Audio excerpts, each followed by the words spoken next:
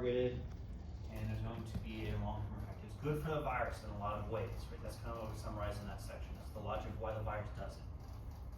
But now we get to the disease part, right? This is not necessarily what the virus wants. This is just what's going to realistically happen when you do that to those cells specifically. When you target CD4 T cells, when you target the controllers, the regulators of the entire immune response, it's obviously going to have an effect on those. Okay. So we've seen this diagram, this image before. Right? We showed herpes viruses like a month ago and talked about what latent viral infections are.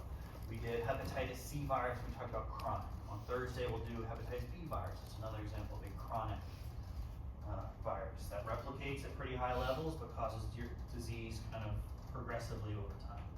Now we get to another category which is related to chronic, but a little different. And these are the slow viral infections. And again, kind of the keystone member is HIV.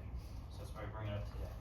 So the blue line again is the amount of virus in the body, and then the red is when you get the disease-specific symptoms. Okay? So HIV is going to come in, we're going to see it's going to peak, your immune response is going to fight back, but it's never going to get rid of the virus completely because it's just a permanent part of your genome at that point. The virus will fluctuate over time. In reality, with HIV at least, it'll kind of have a slight upward increase until eventually your immune response goes kaput, the virus spikes, and that's where you get into the disease, which is going to be AIDS in this case. Okay, so HIV, human immunodeficiency virus, that's the virus, is going to cause the disease acquired immunodeficiency syndrome, AIDS. In the grand scheme of things, it's a relatively brand new viral pathogen that we have to worry about. Right? Only discovered about 45 years ago. The disease was first recognized, and it took a couple of years to actually learn out what was causing it, and that's when HIV and retroviruses, or this version of a human retrovirus was actually discovered. And it's a slow infection like I had on the last slide. Here's a timeline. I want to blow this up, like a different version of it, and we're going to talk our way through the different stages. But you can see it's a long time, right? Years, on average 10 years to go from initial infection to when you would actually be diagnosed with AIDS, which occurs way out here in this red section. Those CD4 T cells that are infected, they live long term. That's where most of the HIV replication is going to come from. Right, so this diagram over here is just showing this is a permanently infected cell. That's the provirus, the red, inside the middle of a random part of the cell's chromosome. Right, so when you turn on gene expression within the cell with just classic transcription factors, so we've seen NF-kappa B quite a lot. It's one of the ways that a lot of immune cells actually react to viral infections. That's like what turns on interferon. So those are pretty common transcription factor, NFAP's another one. But those same transcription factors that turn on host cell genes also turn on the viral genes. Right? So that's what you're trying to show here. So then an activated T cell, like when you get exposed to something else, when a T cell activates that has HIV's proviral genome inside of it, that's when it's going to start to spew new HIV. And when it's activated, an immune cell goes and talks to other immune cells. Direct contact, which means you get easy spread of HIV from one cell to the next. All right, so that's kind of what they're trying to show here, this kind of periodic increases in HIV replication. That's like when your immune response gets turned on for something unrelated to HIV. But you go through a lot of infections or potential infections throughout your life. So those are times when HIV there's a big spike of release of HIV from those T cells. So here is our version of the timeline. It looks very similar to this one, but this is the one we're going to use time and time again over like the next 5 slides. All right? So just big picture to start. Two colors, or 2 lines that we're looking at. Red is the amount of virus, the viral RNA copies, the viral load, basically how much virus is inside of that person. Okay. Green is the amount of CD4 T cells per microliter. You can see they are very important. Right? You have around 1,100, 1,200 of these T cells per microliter of blood, right? Per microliter, very small volume. We have over 1,000 on average for a healthy, normal person. Okay, so that's the green line that we're going to see. Okay. So we're going to talk about it in a couple phases. Right? First will be this like white box up here, the first few weeks. That's what we're going to call the acute box, which is the clinical latency phase, which is the long one, many years, several years, usually around a decade. And then we'll talk about the phase over here in red, which is AIDS. So we'll start with the acute phase, which is again, just over here on the left. First several weeks, at most, what the disease feels like at this point is flu-like symptoms. It's kind of just classic, you have a virus in your body. There's nothing specific, HIV specific about it. It'll feel like you have like a low-level flu, kind of a bad cold, you have a fever, maybe some muscle aches. That's the initial phase of HIV. There's nothing that would make you say like, oh no, I have HIV, right? You would just think you got a cold from somebody, or you got the flu, or maybe COVID, right? RSV, something like that. Rapid replication of HIV, that's what's happening. That's the red line spiking very high. HIV is new to this person. They haven't seen it before, right? We don't have an HIV vaccine. They don't have experience. So the virus is going to kind of run rampant right away. And that means it's going to mostly infect T cells, so T cells are going to die out fairly quickly. Right? So that's the sharp drop in the green curve. You get viruses in the blood, that's where your blood cells are. So you get viremia. High levels of virus in the blood, CD4 T cells are quickly going down and depleting their levels. Okay? Which is also going to help to add to that kind of like flu-like feeling of it, right? Because your immune cells are being depleted pretty quickly. Your immune response is trying to turn on, okay? It's trying to fight back. Eventually, your immune response does start to fix things, right? So all of a sudden, right, you see the red line kind of peak, and then it's going to return back down to lower levels. The green line, T cells, is going to hit kind of a bottom point there, but it's going to recover. Right? That's where your immune response turns on. So kind of like right here where I'm trying to draw. Right? A couple weeks after infection, your immune response starts to win temporarily. Right? It fights off, viral levels go down. But the problem is, and I think we had this question last time, like, does HIV mutate? And the answer is yes, it mutates very well, just like a lot of other single-strand RNA viruses. So HIV variants, mutant strains, will continuously accumulate mutations. And that means your immune response is going to stay kind of one step behind. So at first, it's a fairly strong response. Virus goes down almost below detectable levels. Your CD4 T cells recover, but note one thing, right? Even best case scenario, your T cells are never going to get back to a healthy level. Right? So maybe we start at 1100, even after recovery from this initial acute phase, you're at like maybe 700, 800. Right? So you already have a reduction of like 30% of T cells compared to a normal healthy person. So you're already at a long-term disadvantage against pathogens in general. But you do fight back. Right? You do get a response. Right? Here's big picture again. So we've gone through just this part of the disease so far.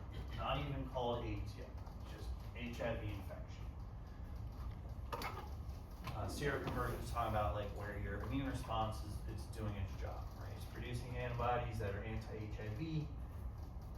And now we start the next phase, this blue part. And what you'll notice, right, again, red is virus, green is T cells. Virus is going to slowly go up, slowly going to win. Your T cells are going to slowly die out.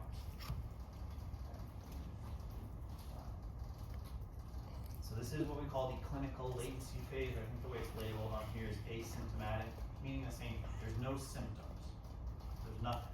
You don't feel like you have the flu. You don't really notice much. Right? That's again one of the reasons a lot of people don't even know they have it. You feel sick for like a couple days, maybe a week.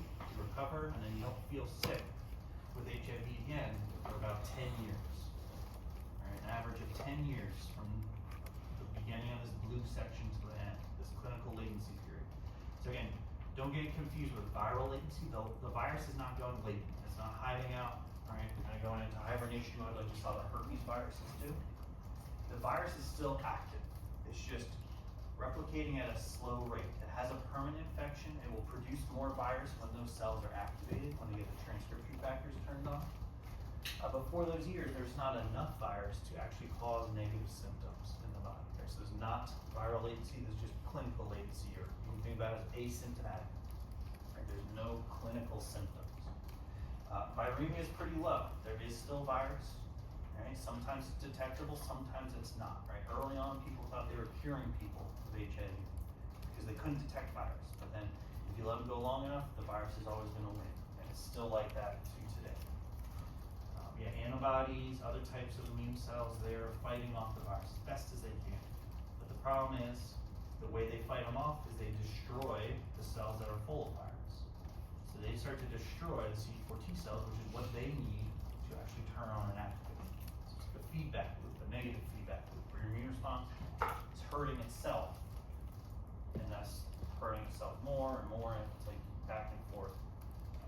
You're taking away the ability of CD4 T cells to turn on what is needed to continue this pattern, and you start to see, right, the slow decline of the CD4, that's the green line, and the slow increase of virus in the body. As antibodies become less common, CD8 T cells become less common, less able to do their job. All right, so that's what's happening in this whole blue region. It takes a very long time, on average 10 years. Sometimes a little shorter, sometimes people just have a naturally longer progression, which is better for their health, obviously. But in the end, even till this point, and we'll come back in the last section and talk about how we can treat people with HIV and kind of extend this from 10 years to 20, 25, 30, and help them live close to a normal life cycle, right? Try to get to like 70 years of age. In the end, we still don't have a way of getting rid of the virus. Right? Even though this is kind of far-fetched, but again, we could treat them in a way that we would clear all of the existing HIV virions in their body, right? With like some miracle drug, or like snap your fingers with some magic. The viral genome is still there. We're not getting rid of the viral genome, so you can always make more virus. And that's part of the problem of this permanent infection. So any questions so far with the acute phase or the clinical latency phase? Differences between them?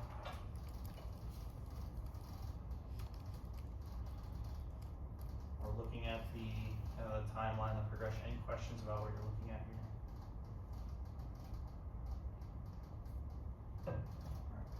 So the last piece of the puzzle, right, is eventually you see that green line go way down, and you see the red line go way up. Right, so it's basically your immune response, right? Think about the green line. It's not just the number of T cells, but this is like the activity of your immune response. It goes down, down, down, down, down, until it hits a level, which in the scientific community is defined as this bottom dotted line, 200 CD4 T cells per microliter. Okay? That's about like 1/6 or 1/5 of what a normal healthy person would have, right? So 80-85% reduction in immune response ability. And at that point, so right, that's where the red shaded area starts, right where this green line passes that threshold, that's now where AIDS is diagnosed. That's where they would say you have AIDS, acquired immunodeficiency syndrome.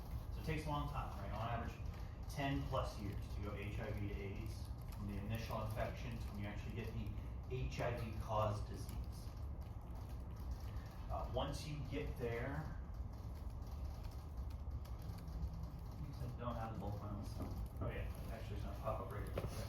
So once you get there, and not this version of the timeline, but the other one I had labeled, on average, once you go below this threshold, it's not like you're gonna have a miracle recovery. If anything, things get worse, because now you don't have like any immune response. The virus is gonna skyrocket, which is gonna kill T cells even faster. Life expectancy is on average 2 years. And that's still the case. There's not much that we can do to save somebody's immune response once it's gone. The CD4 regulated immune pathways, which is almost all of them, disappear. They're reduced, right? You don't have them anymore, or they're just so low level active that they don't really have an effect. So all of a sudden, all this stuff that most people don't have to worry about, a minute in their life, all these different parasitic infections, fungal infections especially, are very rare. Like serious fungal infections are very rare in healthy individuals, or even other types of viral infections, right? This is just pathogens. They're called opportunistic because they need an opportunity. And the opportunity they're getting is your immune response disappears. Now all of a sudden they can cause disease. So here's just some more examples. Things like TB, tuberculosis. It can be in non-HIV positive individuals, but it's incredibly common. It's a comorbidity with AIDS. Fungal infections are another one, right? Constant thrush, which is basically, it looks like fungus on the tongue, that's what it is. They get constant episodes of thrush on the tongue that can get something called pneumocystic pneumonia, which is a very dangerous type of pneumonia, almost exclusively found in people with AIDS. Although the bacteria that causes it, or the parasite that causes it, fungus, eukaryotic microbe that causes it, is fairly common.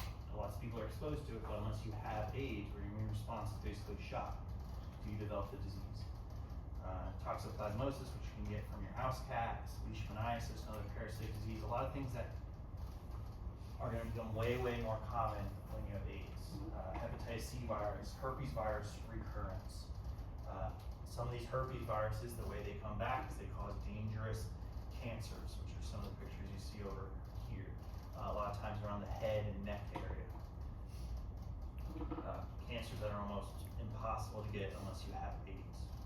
So these are sort of opportunistic things. This is what kills you, not HIV, not necessarily the loss of your immune response. It's when you lose your immune response, then it's all this other stuff that comes in. These are the things that can destroy other organs and make your body stop working.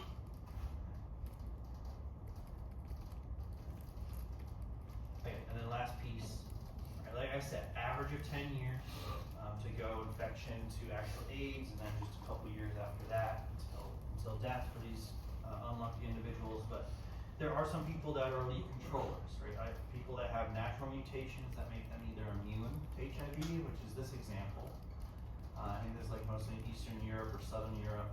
10% Caucasians have a natural mutation in CCR5 where it can still work biologically, but the virus can't attach to it as a co-receptor, which makes them almost naturally immune to HIV, which is nice for them. But beyond that, again, this is a data you don't really have to look at very closely. You just understand there's a lot of factors that play into this that can either slow down or increase the speed of progression, right? So promote or inhibit. And everybody's a little bit different. Elite controllers is the name of the group that aren't naturally immune. They can still get HIV, but they can control it long term. So instead of a 10-year control before their body kind of hits the limit, they can naturally do it for 20, 25 years. That's how long they're just really good at controlling the virus. Some people are the other end of the spectrum. Instead of 10 years, they only have 5, 6 years before you go from HIV to AIDS. And basically, it's just people that have naturally stronger immune responses have a better chance of preventing AIDS long term. So we'll do the poll question, and we'll take questions about the disease.